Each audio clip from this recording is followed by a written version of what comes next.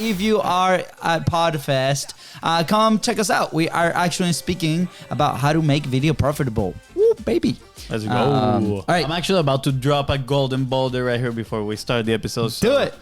Make sure we clip this out right here. But wait, should we start the episode officially? No. This is off record. Off record? But we're gonna clip this thing for a clip. So we listen to a lot of podcasts that are research based, and they have some really cool research, and we're like, dang, how do they get all this info, right? So obviously, I like getting my hands on some golden nuggets myself, on some golden boulders, and I was like, you know what?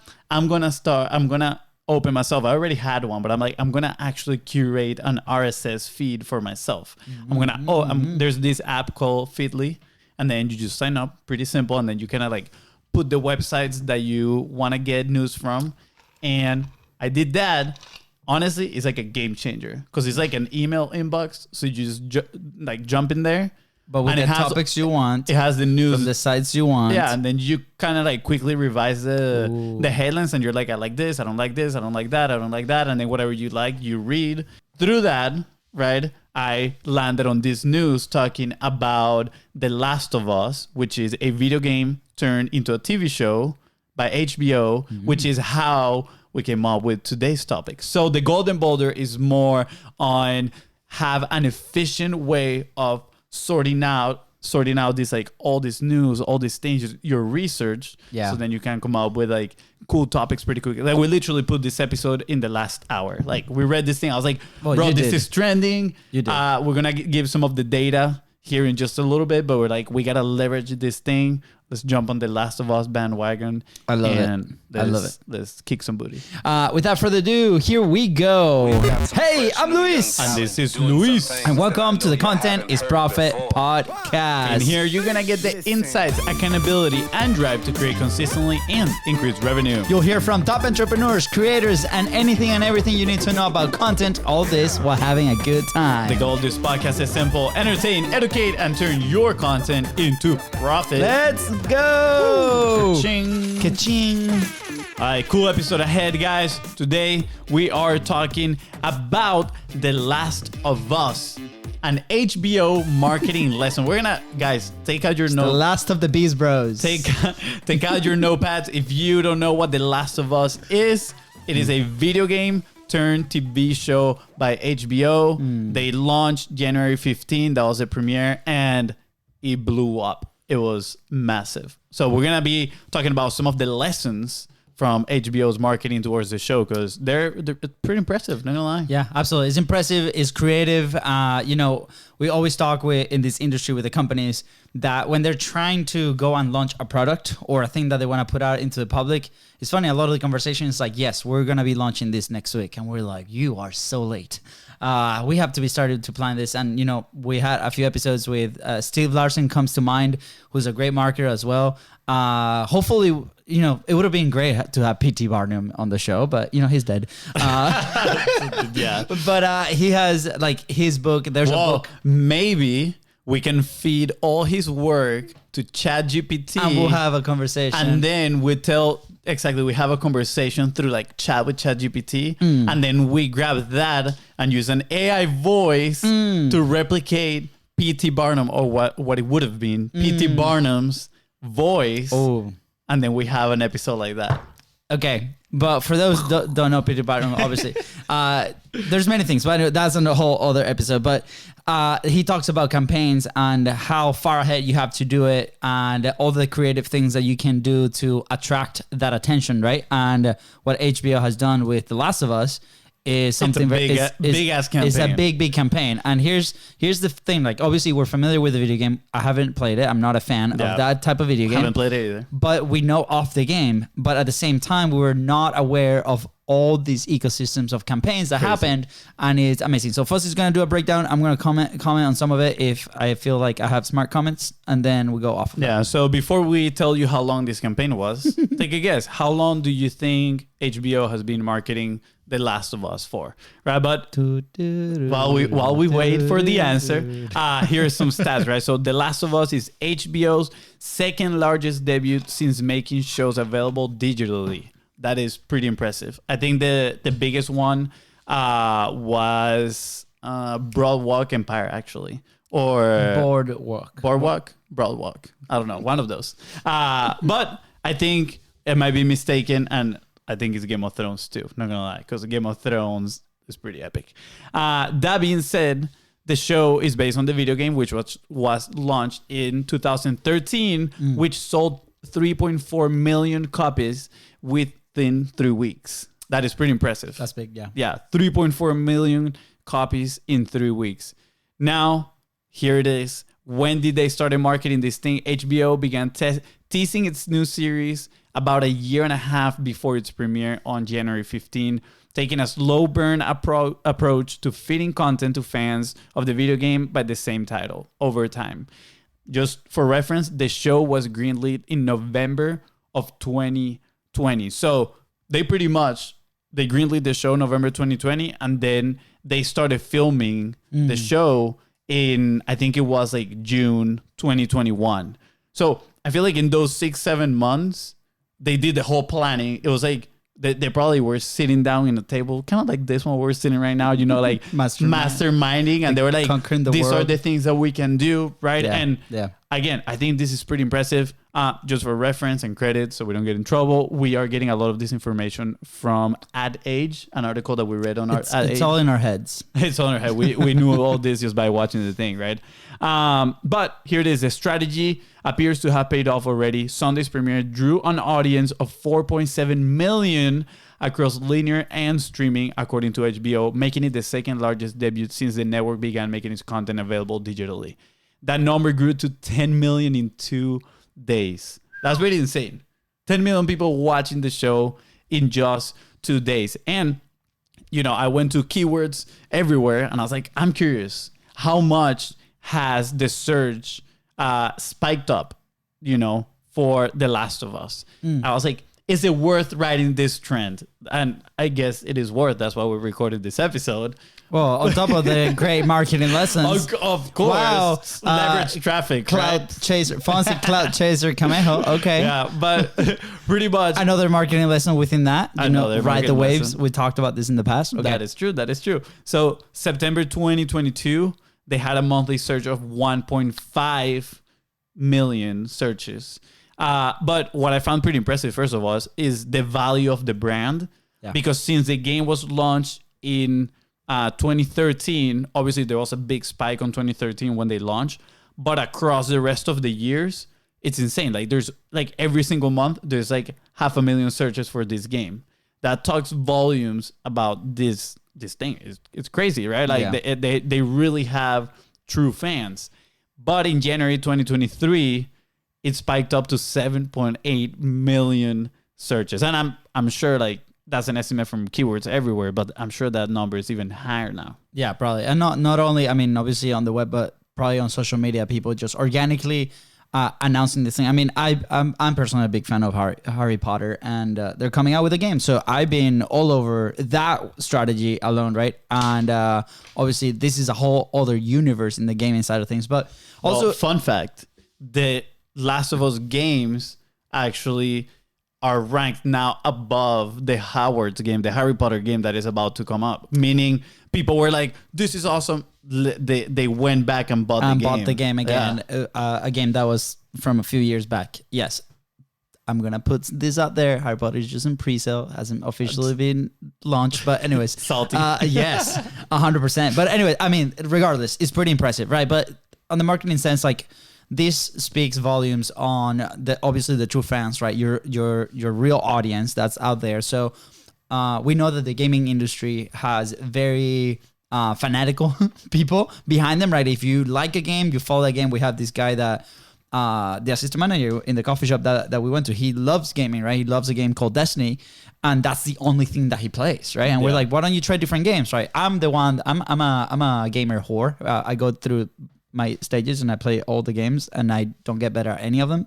But But with David, for example, like he likes that one game and he won't try anything else. With Last of Us, that's very similar. So looking in your companies, right? Can you create an experience that is very similar? Can you create an experience where people love and adore your ecosystem, the things that you do, the products that you do, right? Gamifying the experience. Because guess what? When other opportunities come, like in this case, HBO, they come and they talk to the brand, right? And they see that it's so popular, right? And then they want to produce a show like this, then it's a perfect match, right? So start thinking about ways on how can you replicate what the gaming industry is doing inside of your own company. So I think, because obviously HBO is not the responsible for like putting the experience within the game. Like obviously the game created its crazy fans, yeah. But like HBO noticed that and they were like, dude, there are crazy insane fans here. Let's leverage that. Yeah, that's what I mentioned. HBO came in, they saw that, right? And then they're leveraging it for their for the platform. Just like Game of Thrones, came, right? They saw, then conquer. Yeah, just like Game of Thrones, right? They saw there was a huge fan base with the books, right? And then went and did it.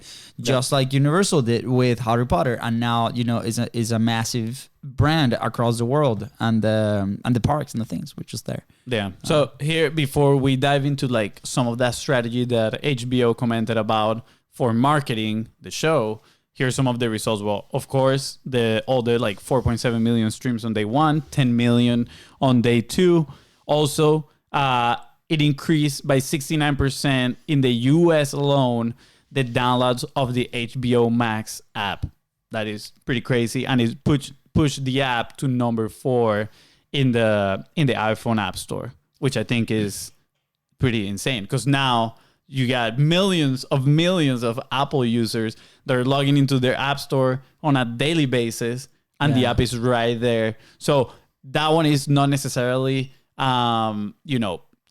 sharing about The Last of Us, but at the end of the day, it's HBO as a company, and it's probably just lifting the awareness there. We talk about this concept of, safety net content on your social content, right? Like consistent publishing every single day, in whatever platform that you're present, because when people find you, there's going to be other stuff, right? So obviously, this is a massive campaign, like on its own for The Last of Us, the show, but at the same time, it's also a massive campaign for the platform as a whole, right? Because now you can tell like Netflix is competing, right? HBO is competing. You have like all this, Disney Plus is competing, and they all have an inventory of content inside of those apps, right? And it's no different than the content that you or your company might be publishing in these other social platforms, right? And they're competing for the attention of the consumer, right? So when HBO brings in people that really like The Last of Us, they introduce them to their platform, right? Then they can serve them content that also maybe it's a fit for them. So obviously there might be a percentage of those people that might cancel the service, which is okay, right? But at the same time, they attracted a ton of new people that are coming in, right? For example, Disney, when they launched Disney Plus with The Mandalorian, all the Star Wars things, they bought The Simpsons, right? They're getting all these properties to make sure that people stay in their platform. So again, bringing it back to you as a company, or you as a creator, you as an attractive character, how can you leverage the fact that you have the safety net content that you're creating, but also how can you leverage new content for people to discover you based on these waves? By the way, what we're doing today, talking about The Last of Us, is a great example of this, right? People are going to find this episode just because of that title and the topic that we're talking about. And if it's a match because they love content, they love marketing, they love what we talk about, and they like us as attractive characters, hopefully, they're gonna stay. So if you are new to the podcast, welcome. Anyways, okay. Yeah. End of my commentary. Yeah. That's it's pretty interesting. I actually had what I thought was a pretty smart comment, but you talked for so long that I forgot about it. So here it goes. To kick off the campaign of the show, HBO partnered with the game developers, and they dropped their first look in The Last of Us Day in 2021. So like the game, they actually have a day for the game, and they celebrated around somewhere around September. And in 2021, HBO partnered with them, and that's when they released like the first teaser. And I think it was a picture. Like I looked online, and it was just a picture. And supposedly the answer from the crowd was like absolutely amazing. That they were like, oh, okay, well, let's keep, kind of like listening to what the audience have to say. And there's like a few things that I want to share in here, but I'm gonna share first. There's like an excerpt of the article that I really want to read, But before that, I'm going to comment on, that the HBO team continued to drop teasers of the show over the following year, including other images and a partnership with PlayStation, which, is where the game is at. And that's when they released the first trailer. So, and that was on the Last of Us Day from 2022. So a year later is when they released the first trailer of this, which I think is crazy. So they started teasing in 2021, and then a year later is when they first released that official trailer. And it gained 57 million organic views in the first 72 hours, which according to HBO is the most watched promo in the network's history. Right after Content's Profit. Right after Content's Profit, yeah. So, I mean, first of all, I think it's insane. Obviously, the amount of shares, right, that people, like the fans of this game probably, were sharing. But I think it talks also to the ability of HBO to listen to the audience and craft something that these hardcore fans are very excited about, right? Yeah. And one of the things I read is that people are saying like this is one of the most accurate live action series to like ever be made. And I know it's just starting, right? But that is what's being said because a lot of fans, like Sonic the Hedgehog, for example, right? Like that's a great example. When they released the movie, Sonic was like a monster, bro. Like it was horrible, right? By the way, conspiracy theories, they say that was definitely on purpose. That was done on purpose to attract the attention and attract the conversation because search went went way up. It would be super smart. They re-released like the good version of Sonic. It'll be very smart, honestly. But again, we can all agree that it was a monster, ugly looking Sonic. It had teeth. And so like you could say, well, they didn't stick to the script of the game. And then, whatever. There was like a massive people complaining online and then they ended up like it just looked bad and changing it, right? But these guys went on listening to the audience and trying to stick to the script of the game and everything and make it as, as real as possible in comparison to the game. Yeah, I think the focus there from that company, right? And you're going to read the excerpt. Hopefully you read it well, but no pressure, Fonzie. No pressure. But I think they focus really on the experience for the fans, for the people that love that content, right? And at the end of the day, when you're creating something, you have to listen to that feedback. We share often that we didn't look at data from the podcast for the first 9 months. And the reason we did that initially was because we didn't want that to affect the creation process, right? We wanted to conquer consistency. But once we did that, once we built the habit, once we built the systems to actually be consistent as a creator, we went back and we started listening to what are people doing. They kept asking, we want solo episodes. This is what we're doing, something like this, right? We want this type of interviews, right? We want a little bit more organic. We don't want to hear about the backstories of the people that come to the show, right? We believe it. Like, let's go to the nitty gritty, right? So with that kind of feedback, then we started creating the experience for you. And this is what, this HBO and The Last of Us are really focusing on is in listening to the feedback from the fans, from what they love, because they're going to be the ones that are going to be driving the campaign like it's happening right now. So I encourage you again, go back and look. What's the feedback that you're getting from your products, your service? Are you actually listening to your customers, right? Are you actually listening to the people that listen to your show? And there's a balance, right? From what you're willing to create, right? To stay consistent, and what the people are telling you to do. And I think there's like a very sweet spot that varies and that's different depending on what type of content you create. But you hear often YouTubers that are in this wheel of content creation because they want to satisfy the crazy viewers on YouTube, right? But then they get burned out, right? And there's an episode that we have on deck that we want to talk about the podcaster burnout versus the YouTuber burnout. And it happens that the podcaster burnout is almost non-existent, right? Because of the way that they create. So again, be careful with that balance, but there's also keep an eye on something like this because it can be very useful for your people and for your company.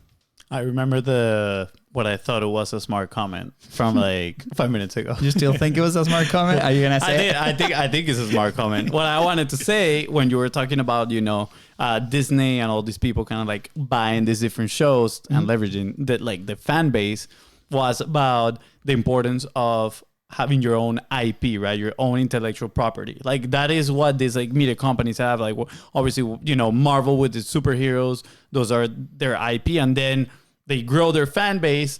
And Disney, what is buying in a sense is the fan base. Like you can say, yeah, sure, you're buying Marvel and its characters, but what Disney wants is the fans that come with audience. All of that, right? Like they want the audience. It's like a lot of the times when a business buys another business, yes, of course, they want to maybe increase their product suite, but in a way, they want to purchase those people customers, right? A good example was Skype. Skype had like millions of users when they got bought, but you know, like they were kind of like the only solution. And they actually were bought. I don't remember the exact price now, but it was a whole lot of money.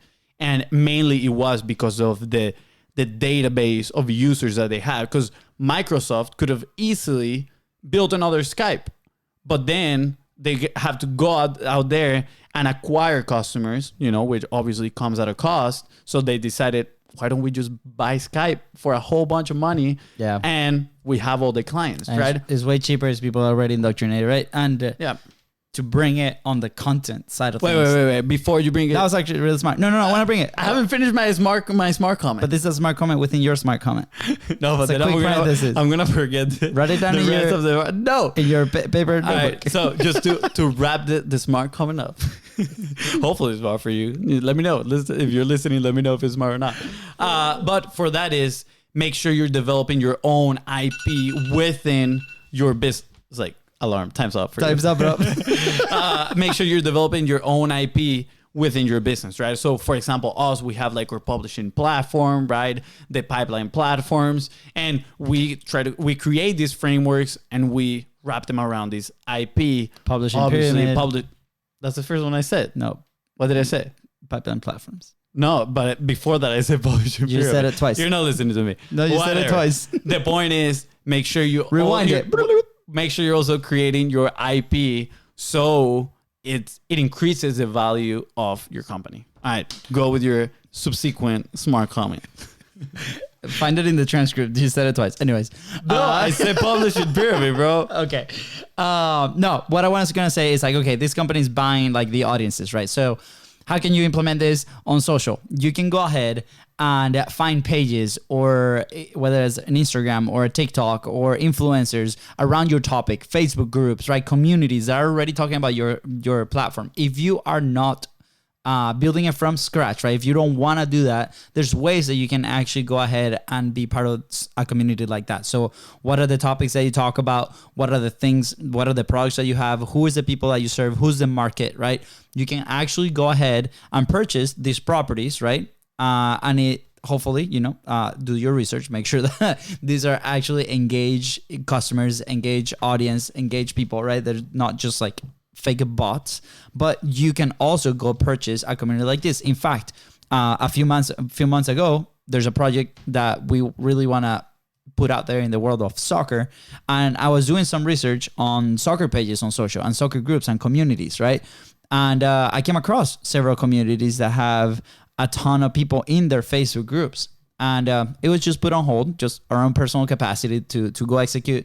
But I remember doing this research. I'm like, wow, how long does this person, it took this person or this organization to build, 100,000 people Facebook group, but that Facebook group might not be active anymore, right? But there's a ton of people in there that, by reigniting that, you could potentially reignite that audience under one specific topic. So can you actually go out and find these things and leverage them into your own marketing strategy? By the way, I have to wrap up. I hear the kids in the back. One second. Crazy. I'm just going to say, Descript, transcript, do not understand a single word of what we're saying, bro. Like, I started reading, I'm like, I do not understand anything that's written in there. But that being said, make sure you check out Descript because it's pretty awesome. Is Descript sponsor us? Yeah. Now I'm gonna leave I'm gonna read the excerpt and then cool, we can wrap it up. Pretty much from the article at Age, it says, We called it the breadcrumb content, said the HBO's VP of Program Marketing, who defined the term as slowly giving the fans little pieces of breadcrumbs to show that we're going to stay faithful to the source material, but with the premium quality of HBO. They added that you don't have to start right out of the gate with everything, especially for video games. And I think this is just my mantra in general. You have to always be listening to the data and the audiences and the insights. We were really fortunate to start a year out and be able to map content and experiences to specific audiences and make sure it spoke to them to make sure these things lands. For example, when initially planning the Last of Us campaign, HBO expected to have the launch explainer post, letters of endorsement from the game's creators, and side-by-side images of the show and game to prove its fidelity. But those elements were called off when they saw the fandom rallying around content and shepherding new fans into the community. We just let the fans do their thing and saw that behavior. We don't really need to create all this game-to-screen content because the fans are doing it for us. So that's right. Another lesson, how can you create UGC content, right? User-generated content. How can you get the people around those communities that you're tapping into to get excited and share about it with you? I think from our own experience, something that we've done with that pretty good was when we did the 45 Live, right? We rally a group of people, about 100 people that wanted to post, right? We were all rallying behind the same mission. And every single time they posted their content, every single day for 45 days in a row, they were mentioning the 45 Live challenge from the BIZBROS, right? So again, how can you rally those communities to, spread the voice about you? Yeah, same thing, right? Like, for example, the Kings League, the soccer league, every single player that's there, they had to go through an application process. And part of the thing that they saw was, do they actually have some kind of an audience or following? Because they're going to be documenting the whole experience as a user, right, of the product, which is the league, playing soccer, but they're also going to advertise in their individual channels. That's what YouTubers leverage when they collaborate. So think of ways of how can you actually do that with your community. Yeah, I'm just going to throw this out there. The part where we talk about Kings League is probably, that was before we started recording. So people might be asking themselves, what is the Kings League? Don't worry about it because we are going to come back with another episode talking about the Kings League. Just leave it. Yeah, I'm going to leave You this. left it. No, you left the beginning. What I'm saying is the beginning. You left the beginning. All right, we'll see. We'll see. I edit this thing, so, the power is in my hands. Leave the beginning. But if by any chance you got here and you're like, what is the Kings League? I have no idea. We're going to be covering in an episode pretty soon because it's a pretty awesome case study about marketing as well. Yeah. You also already listened to it because it was left at the beginning. We'll see because I'm the editor and I make the last choice. All right. That's the episode, guys. Thank you so much for tuning into the Content is Profit podcast. Go ahead and follow the show in your favorite podcasting platform and on social media at BIZBROS Co. That is right, guys. And if you are left wondering, why I wanted a recap about this episode, I want to learn more. Well, guys, reach out in social media and I got your back. Love you. Leave a 5-star review. Bye, guys. See ya.